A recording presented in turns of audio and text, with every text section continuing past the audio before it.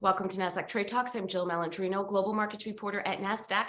Joining me for this segment, we have Coffey, Market Strategist at TD Ameritrade, for a review on Nasdaq-100 and Nasdaq-100 Volatility Index performance for 2022. We'll also get his thoughts on trade for 2023. Alex, it's great to see you as always. Welcome back to Trade Talks. And let's take a look at your first chart here.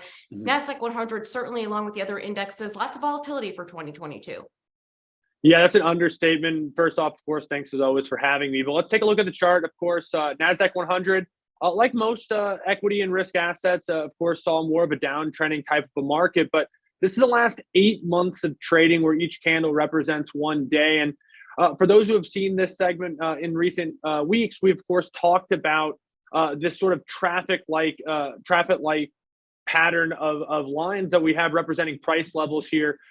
Going from 10,500 on the base to a level of 12,000 in the middle with the yellow line, which we've most recently touched, and then of course the red light possible resistance up near 13,500. So again, in most technical analysis, things are more about areas, nothing super precise. But I like using this sort of traffic cone or traffic light comparison here to kind of give you an idea of sort of the contrarian logic that many investors, particularly in the retail space, try to employ when you see sell-offs in names and broader products like Nasdaq-100 moving down towards resistance. That's more of your green light to consider adding exposure or risk into those names. And we, of course, have seen that in recent investor movement index numbers as well. And of course, as things start to outperform, there's a rotation out.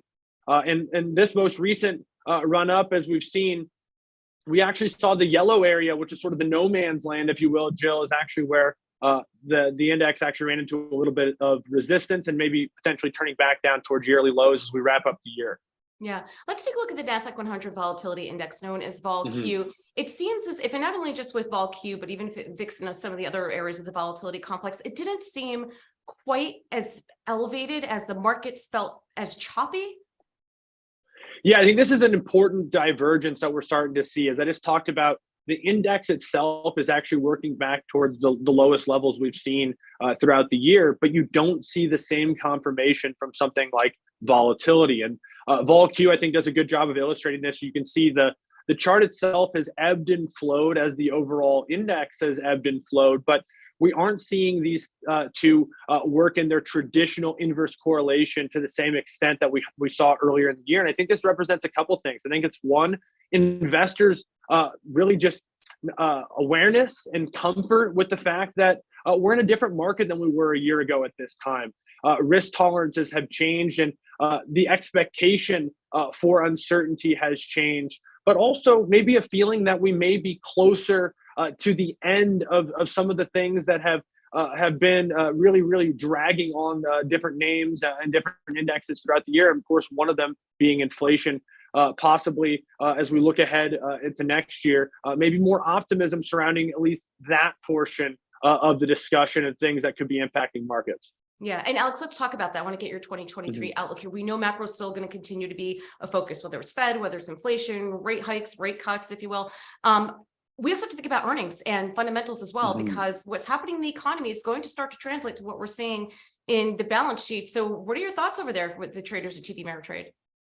I think that's the critical piece. I mean, we've seen in recent IMX readings that there has been a move more towards names that have had a traditional outperformance or comfort or feeling of safety in recent years. Names like Apple come to mind. But really, I think you hit the nail on the head when you talk about maybe the shift being from things like inflation that have dominated 2022 back towards, hey, we just did all these Fed policy tightening, monetary policies tightened across the world, and all these things to combat inflation. What's that impact going to be? What are earnings going to look like? What is the economic picture going to be? So I think as we close the chapter, potentially cross our fingers, potentially on the inflation piece of the puzzle, we're going to be opening a new chapter into what the economic picture looks like. I think that's going to be a bigger forefront for the new year, and possibly more uncertainty and more choppy markets ahead, but for different reasons.